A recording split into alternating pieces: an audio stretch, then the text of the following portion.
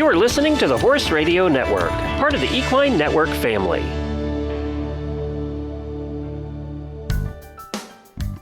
Hello, I'm Stephanie Ruff. And I'm Aviva Nebeski. We're the hosts of the Dressage Today podcast, where you can find us talking about anything and everything dressage related. Our conversations span the world of dressage, from leading riders to local level dressage heroes. We're talking training advice, showing tips, and sharing stories to inspire your own dressage journey. So tune in, then tack up. Welcome to the Dressage Today podcast, sponsored by EquiThrive. Later, we will be talking to Julio Mendoza Loor, the individual gold medal winner at the Pan American Games in Santiago, Chile. But How also, exciting. I know. He may have been competing for Ecuador, but he is based in North Carolina. So he's an And he used to live in Maryland. That's right. So, Yes. we can partially claim him as ours as well. I think so. Yeah. But also what just happened when we are recording this was we just got done with the USDF national championships, and the talk of the whole event was for good or bad horse. was the checkerboard horse all over social media. The amazing clip job of the horse that looked like it was a chessboard or a checkers board or something. It was fabulous. It was definitely different, and it definitely got your attention. Yeah. And I heard good and bad. I mean, I think most people kind of liked it, but some people thought it was a little much or perhaps distracting to the eye. So you're a judge, Aviva. Would you find that if you saw that horse, if you were judging that horse, would you find that to be distracting? No, I really wouldn't. I loved it. I saw the pictures on Facebook, of course, and other social media. And I thought it was just fabulous. And I loved her clothes as well. She was, matchy. Couldn't get any better than that. Yeah. And I loved that she had fun. Right. Clipped horses are beautiful, just, the shiny coats and, to have a chestnut that clips the color that particular horse clipped was just wonderful, because some of them get that kind of weird brown shade. But that was just super fun. And, I think dressage is very serious, but I like that we're starting to have more fun. And we've talked a little bit about, the color changes and all the rest of that. And I happen to have a just phenomenal woman in my area who does clipping named Brianne Reynolds. And she's been clipping for me for several years, and she's incredible. She's a gifted artist. And the last few years she clipped Leo for me, and she did a lion's head. She did a crouching lion. She did a lion with a crown. And for Tiger, she did a couple of different tigers. And this year she really went all out. Tiger's a big boy. And she said, I have a lot of canvas to work with. And she has this incredible crouching tiger that is, basically leaping off of his butt with his tail wrapped around his hind end. And it is truly a work of art. It took her more hours than I want to tell anybody to do, but it was absolutely worth it. And, how fun to see that come down center line. Yeah. And I have a friend, Hannah Ong, who has an off-the-track thoroughbred named Pop Tart, and Brianne clipped a toaster with a Pop Tart coming out onto his butt. And, if you know what his name is, you know exactly what you're looking at. Right. And that's just fun. Yeah. And I think it keeps us from taking things too seriously, because, we're going to be talking to Julio soon. And here's somebody who, on his own horse, without a lot of backing, just won the Pan Am Games, who's looking at going to the Olympics in Paris. And that's really serious stuff. Yeah. And, most of us aren't going to do that. No, most of us are not. We might as well just have fun. This is very true. And this is a way to have fun. I mean, most of us aren't going to nationals either. Well, that's what I was going to say. I'm like, a lot of us aren't even going to get that far. And some of us may not even be going in the show ring, but it's still fun to do something a little bit different. And, I give her all the credit in the world, and I think it's lots of fun. So and more power to all of you out there. It lets you show a little bit of your personality or your horse's personality. Or your horses, exactly. And you're right. It adds a different dimension to it. And I know, we also all have the reputation of dressage people being a little bit stuffy. So, it lightens that a little as well. Mm-hmm. So we'll have to see. It might become a thing, and soon we'll have, we might have more than one horse to look at for clip jobs. I like that.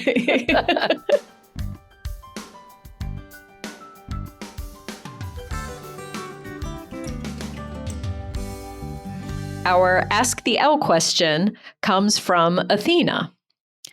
And she asks you, Aviva, if you could please explain the purpose of the level that is at the beginning of each dressage test. Absolutely. This is a great question because nobody looks at that. No. Seriously. And it's on every single test, starting with intro all the way up to fourth level. And, it's underneath, like right now I'm looking at first level test 1. And it says first level test 1, and it says, introduces the 10-meter half circle at trot, 15-meter circle at canter, lengthening of the stride at trot. And then it says purpose. And the purpose says to confirm that the horse demonstrates correct basics and, in addition to the requirements of training level, has developed improved balance, lateral suppleness and throughness, as well as the thrust to perform lengthenings of stride. The horse should be on the bit. So for those of you who are thinking about, what do I need to do at whatever level? And am I ready to move up a level? Read the purpose. Yeah. Is your horse, if you're riding first level, is your horse consistently on the bit? If your horse isn't consistently on the bit, you already aren't meeting the requirements of the level.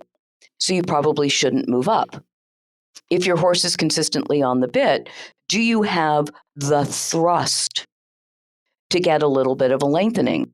Remember, this is a lengthening, not a medium. Mm-hmm. So if you read the purpose on every single test, it tells you what the expectations are so that you can ride the test and see, do I have what it takes? Because a lot of people look at the test and they just say, the new added elements. Yes, I can make a 10-meter trot circle. Right. Therefore, I'm ready for first level. Yeah. Yes, I can ride a shoulder in. Therefore, I'm ready for second level. Well, yes, you may be able to do the element, but can you meet all of the details that are involved in that test besides just the elements and the movements themselves? Yeah. So, there's a reason they put them there, the purpose. And I think it's a great thing for people to take a look at. And, frequently I'll be judging and somebody will make a comment about something that I've said, and I will go back to the purpose. And, the purpose is a horse that's going freely forward, reaching over the back into the rider's hand. So if you have a horse that's hollow and above the bit, are you meeting the purpose of training level? Right. Well, no, you're not. And the fact that you can walk, trot, and canter, do transitions more or less, and kind of ride a 20-meter circle doesn't mean that you're really meeting the requirements. Yeah. So I think in addition to just looking at the pieces of the puzzle that are each test, if you look at the purpose of the level itself, that's going to give you a lot more feedback as to whether or not you're ready to be where you are, or if you're ready to move beyond where you are. Very good. So everyone, go read the purpose of your level on the test you're doing, or the test you want to do. Exactly. And then look back at the level before you and look at the level ahead of you and see what you're looking for. The wonderful thing about the levels and the tests and the purpose is that, it is the training pyramid. It gives you the blueprint for how to train your horse, and to tell you whether or not you're doing the correct training or whether you're leaving holes. Right. Very good. Okay. Another good answer. Another good question. And if anybody else has other questions, please feel free to reach out to us on social media and we will add them to the list. Absolutely. When we come back, we'll have our conversation with Julio Mendoza Loor. Trying to choose the right supplements for the right horses often feels like a chore, and you have enough chores as it is. Fortunately, there's EquiThrive, whose mission is to make this whole nutrition equation easier on you and much more beneficial to your horses. EquiThrive's lineup of pelleted supplements are developed with care, backed by science, and carry a 100% satisfaction guarantee, not to mention being picky eater approved. Whether you need advanced joint care for your equine athlete, plus gut, hoof, or metabolic support, EquiThrive is your one-stop shop for feed tub fortification. Stop wasting your time and money. Do your horses and yourself a favor and visit equithrive.com.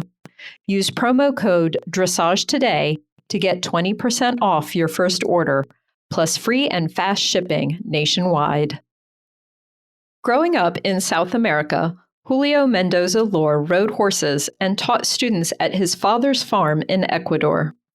In 2006, he and his wife Jessica started training together, and they moved to the United States in 2007. Julio has trained numerous horses to the Grand Prix level, including Ivan, to date the only Friesian to compete at the Pan American Games, Chardonney, his partner at the 2015 Pan American Games and 2018 World Equestrian Games, and his current star, Jules Goldstrike. He specializes in piaffe and passage training, as well as the art of longlining. Julio, Jessica, and their 3 children currently reside just outside of Tryon, North Carolina. Thank you, Julio, so much for taking time out of your schedule to talk to us today on the Dressage Today podcast. Oh, thank you so much for inviting me. Okay, I'm excited to be here, and okay, let's go to doing. Okay, let's go. Well, we're going to just jump right in. And first of all, congratulations on your individual gold medal at the Pan Am Games. And we just want to know, tell us all about it. Oh, I don't know where I'm going to start. Okay, I feel that I just start coming down to cloud 9. Okay, yeah. It's been a super exciting last couple weeks. Okay, it is I feel to I don't know how to words to express myself how much I'm proud of my horse. Yeah. Okay, and how much grateful I am for David Hahn, my coach. Okay, and all the team behind me to really support me and making all this possible. Okay, Pan Am Games. My first day was a roller coaster. Okay, feel I make a mistake the first day, but at the same time was a slap in my face to wake up and putting all my things together. Okay, and I feel to the second day I didn't much better. I didn't better for my horse. And for the freestyle, I was unbelievably excited. Okay, that we won the gold medal and we break the record, and it's unbelievable. The people in Chile, I never been in Chile before. The people was unbelievable, sweet, kind, okay, willing to help. Okay, and Team Dura didn't all the fly for the horses and impeccable. No one bad mistake. Everything was almost to us coming out to a book. Okay, presenting it to us to be perfect. Wow, that's quite a compliment. Yeah. I was talking about you yesterday to somebody, Julio, and they said that you had more joy than anyone they have ever seen after your freestyle ride. That you just glowed with happiness.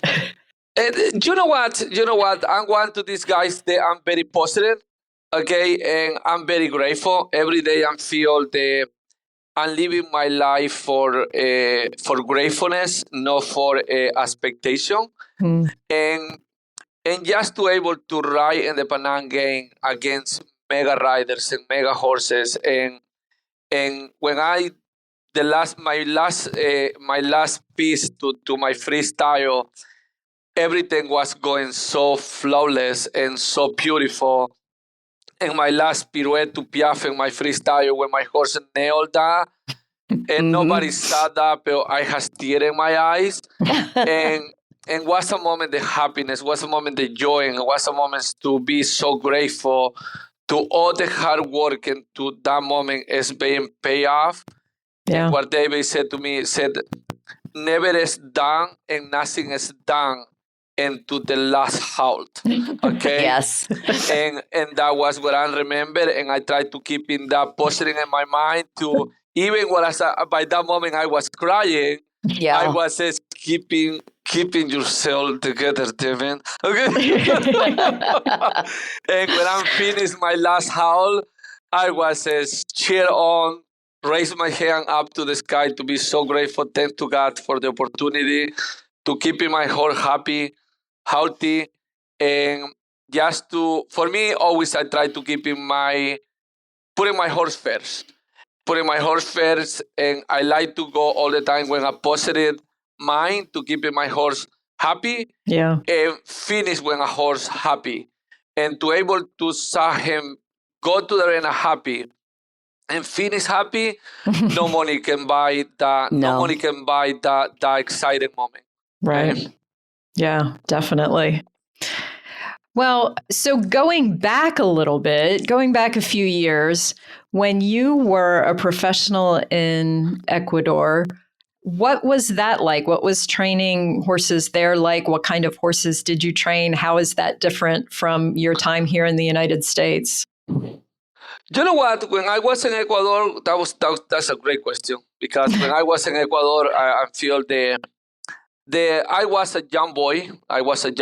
Okay, to a young professional, to try to learning the most I can, but I don't have the opportunity to learning for the best riders and the best coaches.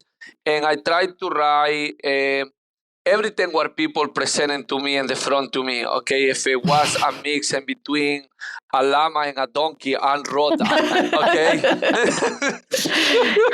Okay, it is. I never tried to prioritize what kind of specific horse I wanted to ride. It's no matter if it bring me a horse up to the mountains and he said to me, I wanted you to train that horse. I try to give him the best opportunity to the horse and the best opportunity to myself to learning about that horse. What I can do in myself to bring in the best out to the horse. And I'm very grateful to my grandpa. He was never a competition. He never did in Grand Prix. He never did nothing that. But he was a great horse master. He was a horse. His partnership with the horses, and no matter if it was a mule or a donkey or a cow or whatever, or a pig, he always wanted to bring their animals to be his friend. And I'm learning in such a young age to you don't have to judge the animal for the breed. You just try to understand the animal for what they are. And I'm learning so much. And I always like dressage in Ecuador. And my friends, my brother does bullfighting. Okay, something that I don't like it. Yeah. Okay, and all my friends that are jumpings and motocross and all this thing, and people was thinking to us, why you like dressage? That's for females. And I was says, no, it's not for females. You have to really understand the horse. I says it's another part that you guys don't understand. And everybody making fun of me when I was younger because I love dressage and I like to figure it out how I can train my horse with kindness and respect, and figure it out the best way to making them doing a mood when no sacrifice my partnership. And right now, they are in the position where I am in the United States. Oh my gosh, I'm coming to the United States to ride Friesians, okay? Right. And Oh my gosh, so different for the Womblant, so different for the Lusitanos. Okay, a horse went mega hard. But they're so hard to teach in a flying chain, okay? Okay. And yet you've trained so many flying changes on so many Friesians. Exactly. But you know what? The Friesian horses opened the doors to me here in the United States. Okay, a lot of people multiple times he said to me I'm the Friesian guy. Okay, told me that I'm the Friesian guy. Okay, and I laugh about that because I don't feel that I'm the Friesian guy. As I try to find the gymnastic to work the horse to do the flying chain. Maybe horses wanted to do in the flying chain in the field. Maybe the flying chain wanted to do in the flying chain over a rail. Okay, or maybe the horse wanted to doing jumping across rail and doing the flying changes. But I'm figuring out so many ways to doing it, and that putting a little bit the extra knowledge in my part. And now that I ride Womblant, even when I'm teaching a student and I'm seeing they having a problem with a horse, I always go back to how I taught a Friesian a flying chain. Okay, if it's that problem, let's go to fix it in a different way, not just approaching the normal way to people do. And I remember the first time I met you, Julio, you had brought several Friesians and one warm blood to a schooling show at Equilibrium Horse Center that I was judging. And it was my first time meeting you. Remember that? And what was so funny was you rode the Friesians, and we talked about that, and then you rode the warm blood, and you were a whole different person. It was so different watching you ride. And then you went and you jumped the warm blood because it was a combined test. Yes. And I thought, wow, what a talented guy. Yes, I'm not missing jumping anymore. I'm a big sissy right now. Okay? Oh, yeah? Oh, no. Okay? I'll see a jumping in the front of me and I'm going to start screaming, then a little ghetto. Okay? That's not happening anymore. Okay? Well, do you do any cross training with your dressage horses or anything like that if you don't jump anymore? You know what? Yes, I'm doing cross training a little bit here. Okay, I'm taking all my horses to the 3 years old to all the Grand Prix horses. They are working in the arena, but at the same time, we go into trail rides a lot, and we doing downhills, up a hill, crossing the creek. Okay, try to teach the horses to gallop outside in the fields or in the trail ride. Okay, or be in a loose rein.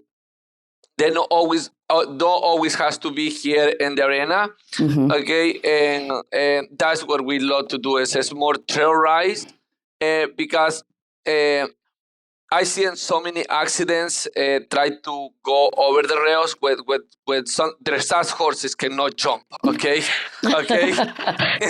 and sometimes it's almost painful to see an dressage horse go to the jumping. It says, "Oh my gosh, you sleepy your legs. Okay, come on, pick your legs." Okay, but I'm not trying to jumping anymore. I try to take the horses more for long trail rides, at least 2 times a week. To the horses, all the horses can go, and we're doing group trail rides, solo trail rides. So the horses can be in a group or individual. Your horse, your partner for the Pan Am Games is Jules Goldstrike, who you started competing in 2020. Can you tell us more about him and how you came to own him? You know what? Yes, it's a little bit a very unique story. It is Goldie, how I call him my boy. Okay, my partner, my everything. That horse is everything to me. Okay, it is. I was in Wellington.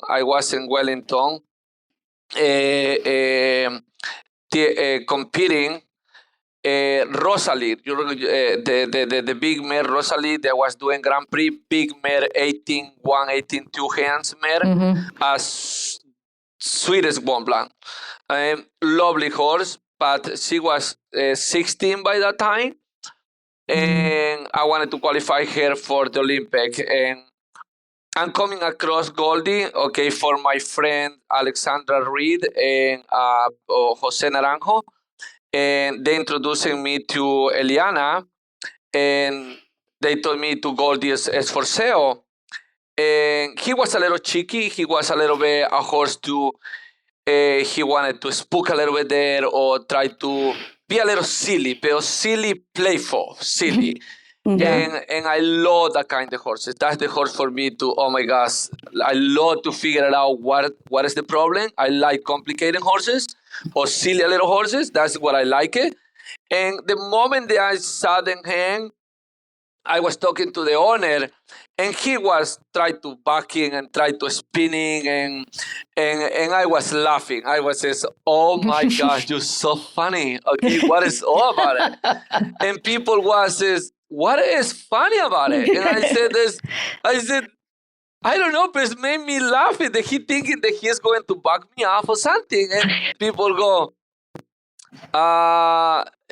yes, that's what he does. And I say, oh my gosh, I love it. Okay, let to him do it. I say, bring it on, doing more. And I rode him for 2 days and was blood for the first time and touching my hands and hand. I talked to the lady, I said, please, selling him to me. And forever he is going to have a home, and now he have a home for the rest of his life. He never is going to be for sale for any money. Okay, people offer me ton of money right now. Yeah, but he never is going to be for sale because the horse already giving to me so much. I'm feeling a little boy on a Christmas day. I'm looking him every day, and he is a big present gift for me every day. And this is sometimes I look myself and I says, wow, what I'm done to deserve a mega horse. And I'm believe to is working hard, be nice to people, and keeping your head down and really learning most that you can. Okay, it is sometimes opportunities coming in your life. Is he still cheeky like that? And how is he to compete in a big atmosphere like you just did? Oh, you know what? Right now he is all his moment that he was a little bit playful, a little silly. Right now, all this thing is gone. Okay, it is now we go to the arena and I can coming in the arena and I lose rain and I can walking hang around the arena and I lose rain, pick the rain, scan it and go center line, no a problem. Yeah. Or I can coming in the trot and he can go trot around, no problem. He really trusting me right now and I'm trusting him. Okay, that we are he's my partner in crime. Okay, he says we trust each other so much that it's funny even when I feel two tents are coming and I start preparing him for the tents that are coming. He's already there says, Dad, no worries. I got you. I'm already prepared myself for that. And he always says, you know what? Some people say you have to ride your horses 2 strides ahead or 1 stride ahead. Okay, I feel that he always says 2 strides ahead of me. He always says, he always wanted to never make mistake. He is so ego and so arrogant to go to the arena and try to do the best he can to perform better. And when we done, he loved the ankle and scratches the neck and praising him and love him. And okay, it's a mutual relationship. And yeah. Well, you've qualified for the Paris Olympics with him. How does he feel about that, Goldie? Does he know, and is he prepared? You know what? That is sometimes people thinking I'm crazy, right? But this is he had his own person, animal communicator. Okay, and he talked to this person all the time, and she talked to her before we go to the Panam game. Okay, he go, I feel ready to go to compete, and I feel to that is ready to, we're already competing before in Wex and Wellington, and I feel that we are a little in a row. I never been in an airplane this long, okay, and but I'm afraid a little bit about that, and we have to secure him with the voice to the person that everything is going to be okay, and I'm going to be in Chile waiting for him. And everything go right, and it says he know that he's a champion, okay, and he really is excited to go to the. I know that's just weird that we talk about him, right? But he really is excited to go to Europe and be good. Yeah. Are you excited to go to Europe? Oh my gosh, I'm so excited. I'm so excited because, okay, this is weird. Okay, this is weird. I'm going to say something to is weird. Okay, and Olympic has never been in my radar. Olympic never has been in my dream. Okay, but I feel to. It's been never in your dream because I know the expenses to take and to go to the Olympic. Right. And I know sometimes the sacrifice that you have to make to go to the Olympic. Okay, to go and before I don't feel that I had a horse to go to the Olympic, and I meet Goldie. Okay, and I feel to now when Goldie is, I think that dream change. Okay, because it's Goldie, because it's the horse that he is, and he made me believe the I'm alone in the arena because he wants to perform all the time for me. And it says, for me, my dream before go to the Olympic was more to learning to be a better coach, learning to develop the horses in the right way. Right. Okay, and try to really finding the ways to teaching a horse to always be happy. That was my dream before, and now, and I'm not losing that, but now I'm feel to, because it's Goldie and because it's all the people behind me, they pushing me, and now David is pushing me to go to the next step is going to the Olympic. What are some of the challenges that you have getting there? I imagine it's incredibly expensive. You know what? The bigger challenge is about the leaving the farm here, okay, in North Carolina for 3 months, okay, and leave all the clients here for 3 months when I'm going to do in the concentration camp in Belgium before the Olympic. Yeah. And I'm on Goldie, okay, I'm on Goldie all right. Yeah. And sometimes that is it's good in one way, but sometimes it's bad in the other way, because sometimes if it's somebody else on the horse helping you with the belts, okay, but now I'm on him 100%. Yeah. I have to pay for everything. Okay. Yeah, but that's the challenge. That's the challenge. Giving here, leaving all the rest of my horses here, clients, students. Right. And try to raise money to go to the Olympic. It's a big challenge. It's a big commitment. And even I said to my children and my wife, okay, for the next 5 years, we're not going to have vacation. Okay, we're not going to have a nice thing. We're not going to a restaurant. Okay, we're going to eat spaghetti and and cereals. Okay, to go to the Olympic. Okay. Yeah. But everybody is involved with that, and everybody wanted to support about that. Well, that's great. That must help anyway, to know you have such a strong support system behind you. Yeah. Yes. You know what? I'm very lucky about that. Okay, my family. This is my princess, how I call my wife. Okay. When I married her, always I say, I don't feel to God give me a woman. I feel to God give me an angel. Okay, that woman changed my life. That woman is my biggest cheerleader. She always is the more organized. She give up all her young age in life to try to see me succeed, and I'm so grateful for that. Yeah. Okay, and when I her, when all the support that she giving to me, I don't feel that I can be where we are right now. Okay, and the children's all the time says that you don't need to worry. Okay, we're going to support you. We're going to giving you money that you can go. Even my children said that. It's so sweet. And, Wow.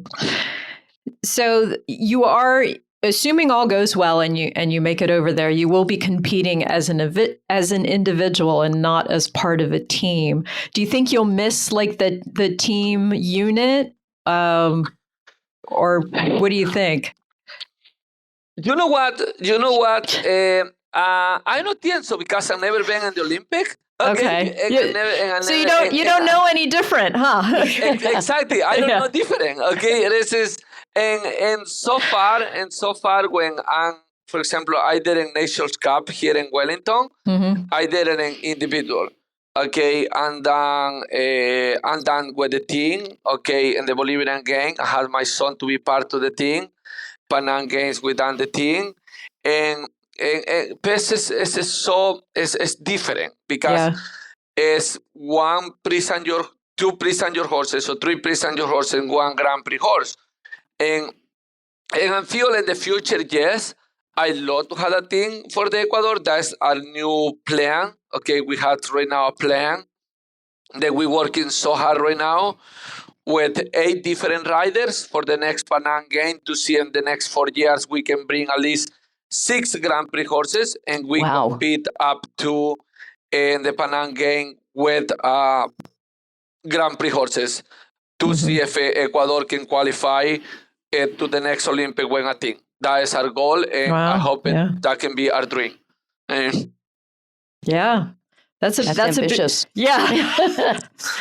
If anybody can do it, you can do it, Julio. You know what? You have to. I always say you have to think bigger to go bigger. Okay? Oh yeah. I feel to is not a dream. It's not a dream with goals, and you keep going dreaming every day. Okay, because if you're not dreaming bigger, if you start dreaming, then you never achieve the dream. Right. You have to really dreaming every day and working hard every day and not let that dream disappear.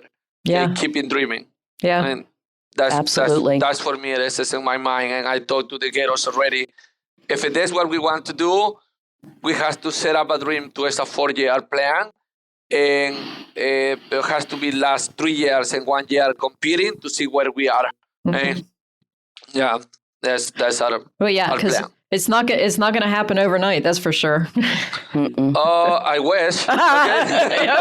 Okay. No, it's not. I wish, and a lot of people wish that. Okay, but you know what? At the same time, because nothing happened for West, everything happened for doing it. Yeah. It is we have to keep in doing it because I feel if things happen overnight, it's going to be that easy and nobody has appreciation for a hard work. Right. Okay. Yeah. It is we have to work hard to able to achieve our dreams. Yeah, definitely. Yeah, and it is hard work. Although you make it look easy. Oh, you guys so sweet. Okay, but it's not easy. Okay. Well, the last question that we have is one that we've been asking all of our guests this year. As Aviva and I are putting together a reading list, we're almost at the end of the year. We're going to have to get this whole thing put together. But so we were wondering if you had a favorite horse book or regular non-horse book that was fiction or nonfiction that you'd like to share. You know what? A book is one book that I more than a book. It is I'm more a visual person.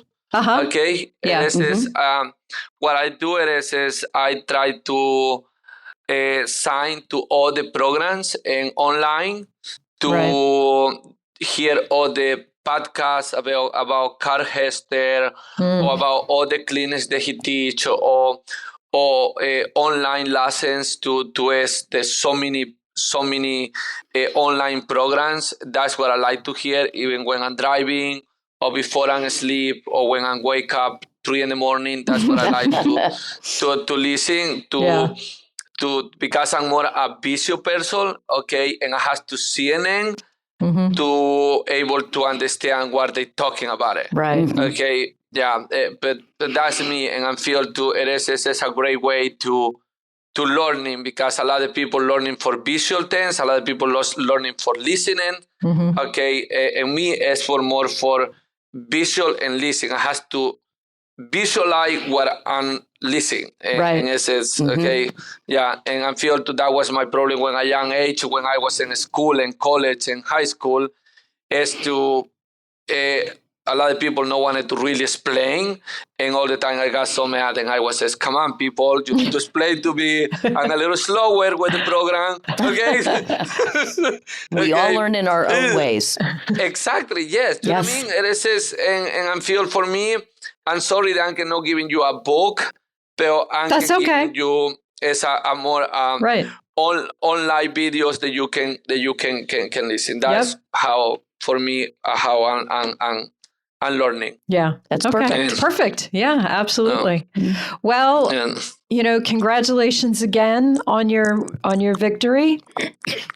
We certainly look forward to following you over the next year, you and Goldie, and see how it all plays out. It's going to be an interesting year next year. It's going to be exciting. It's going to be a longer 8 months. In some ways, but I bet it'll also go really fast. You're going to be like, oh no, here it is. yes, absolutely. We already almost December already. Yeah, exactly. So time flies. It does. So it might seem long, but then I bet all of a sudden it's going to be here, and we're all going to be wondering what happened to all that time. But we certainly wish you the best of luck. We appreciate you talking with us today, and hopefully we'll be able to see you again here in the coming months. Oh, thank you so much for having me, speaking today, and thank you so much for all the support, and all the wonderful questions. Yeah. I cannot do it when all the people behind me. Thank you so much. You are most welcome. Thank you. Thanks for listening to the Dressage Today podcast. If you've missed any episodes or to subscribe, go to Apple Podcasts, SoundCloud, Stitcher, or wherever you get your podcasts. While you're there, please rate and review the show. Learn more and read in-depth training articles at dressagetoday.com, or you can visit our subscription video site, ondemand.dressagetoday.com. Be sure to give us a follow on Facebook, Instagram, Twitter, and Pinterest. Happy riding, and we'll see you at X. The Dressage Today podcast is a production of the Equine Podcast Network, an entity of Equine Network, LLC.